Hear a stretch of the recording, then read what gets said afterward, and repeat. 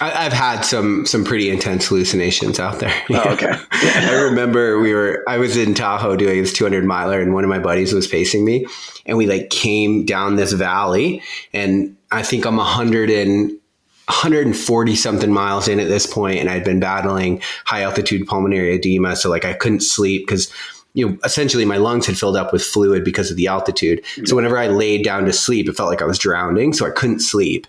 And so I'm like day 3, and I'm like falling apart.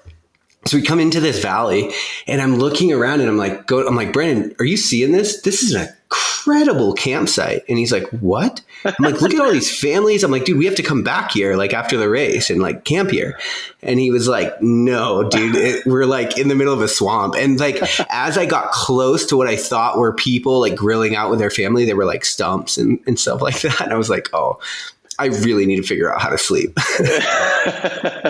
Exactly. So I know that you just kind of mentioned this, you were in the special operations community on the Navy side. And so obviously you probably dabbled in some of this, embracing the suck or misery, or also just understanding limits and things like that. And so you're saying that some of that came out of reading that book, right? Ultra Marathon Man. And okay, what are my limits? And is this like a testing ground, a proving ground for you when you went into the Navy, or was it more like you want to, serve your country, or what was in the mindset there?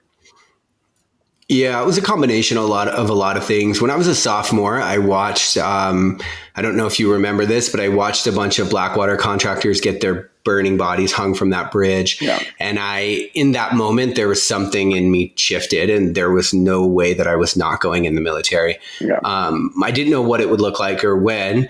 And I read Ultra Marathon Man. I started running really long distances. I went on like a 20-mile run, or it's like 23 miles or something when I was like 18, 19 years old.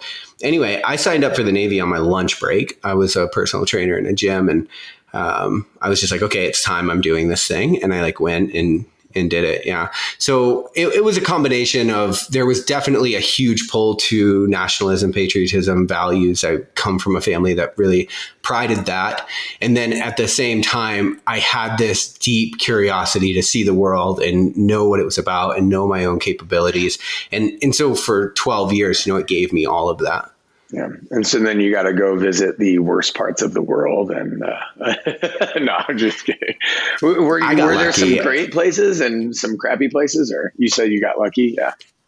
Yeah. I mean, I went to 57 countries in my career. So, I had one 9-month deployment to the Middle East, a 9-month deployment to Africa. Both of those were not in the most beautiful place on earth, but I also did 9 months in South America. I lived in Copacabana surfing in Brazil every day. I was like teaching prisoner handling. And yeah, like I went to Belize, and I taught like small, like boat driving and stuff. I taught a medic course in different countries. So yeah, I got lucky in that, because I was a special operations combat medic. And so that school, SOCM, is where all of the different flavors of special forces send their medics. So it's SEAL, SWCC, Army, Marine Recon, right? All of those used to be Air Force till they went and made their own school. Yeah. But essentially, so like, yeah, because I went to that, I also got to go like farm myself out all the time. Like on deployment, if we weren't doing anything, I'd go into the JOC and be like, listen, I'm a medic, and also I'm Army trained medic. And so people would I'd get to go with, Green Berets on their ops and stuff like that. Oh, very cool. Very cool. Yeah. And was there an op tempo in South America, or was it mainly like training the locals, or? Yeah, we were training the locals. Very interesting, because we would be training them during the day, and then they would be going out and running ops at night. Oh, wow. And so it was like they were taking what we were doing and going to do it. And I remember I don't know the day, like let's just say it was a Thursday. You come in the morning, and I didn't realize that that's exactly what they were doing at first. And we go in the morning, and somebody's missing, and like he literally died when they were opping that previous night. And I'm like, right. So like, we'll take today off. And they're like, no, like this is it. And so it's very interesting to be in that side of the world and realize like, wow, it was interesting because it gave me a bit of job satisfaction that I didn't see coming, because we're not just throwing money away. I'm actually like training them that they're like actually using the skills, right there. And I'm like, okay, so we're going to move the medical block up to right now, So yeah. Wow. That's incredible. So then, you do all these ultra marathons, and so are you still wanting to pursue these 1,000-mile journeys, Suckfest or whatever, or where's your headspace at now? Are we talking current day or current day? Military? Yeah, now. So like out of the military, and then you've done a bunch of ultra marathons, right, 200 milers and things like that, and now come current day, are you still pursuing or testing your mettle, so to speak, in those physical capacities, or where's your headspace at now? Yeah, it's been a minute. I realized personally that I was using those to not face a lot of things about myself. And so it was an escapism for me, like no doubt about it. And once I got really serious about just developing myself as an individual and what I'm doing here on earth, it seemed to be that those took a back seat. And what's really cool about that is that now I'm like rediscovering the endurance world in a much healthier way. And I'm like even thinking, man, imagine going back and doing one of these 200s and like being in a good place, that I don't have to be there, but I'm like choosing to embrace all of that. Yeah. Not that I thought I had to be there then, but you understand what I'm saying? Yeah. So yeah, I think now I did just sign up for another ultra in July, and now I'm doing it again. Cool. Can you tell us which ultra you signed up for? Well, I guess by the time this airs, we will see. But it would have already been passed, maybe. Yeah. Yeah, it's in Colorado. It's a 7 p.m. to 7 a.m. 12 hour. So cool. Essentially as many laps as you can do in 12 hours. Nice. Over the course of a night. Yeah. Nice. Very cool.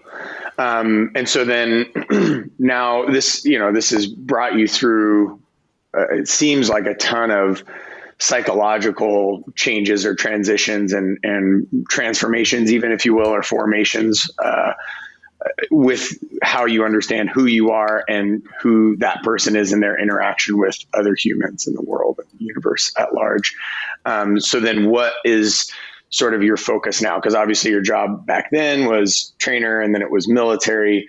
And I know you've written two really incredible books, and both very different, but also the through line is the same. It's like trying to discover who we are. You've had the Clarity Academy, which is like, course to really help people clarify who they are and really understand who they are in relation to what they want to achieve and do and be. So now where does that put you, and what is the sort of the offering or the purpose of your existence? Yeah. What is the purpose of your existence? No pressure. No, yeah. I'm really interested in synthesizing a lot of what I've learned in the trenches of adversity, to be honest with you, because, I watched the world turn upside down over the last year and a half. And as it did, I became really grateful for all of the work I had done prior to that. Like I couldn't imagine if I had my self-destructive coping mechanisms that I had prior to this going into this pandemic season. Like I think it would have been a really brutal place. And so I have a heavy heart for people that haven't faced those demons and done that work, because the environment turned it into a boilerplate, right? And so actually now a lot of what I'm thinking about and thinking about the future is great. So I've spent so much time in the trenches of adversity. Some of it, right? Some of it's just life. Life is inherently traumatizing at points. And at the same time, though, I've made it a habit of mine to go face these experiences and again, sift through them for what I could learn and how I could apply that to other parts of my life. And so teaching people the principles of how to be when you're in adversity is starting to become a main topic of mine.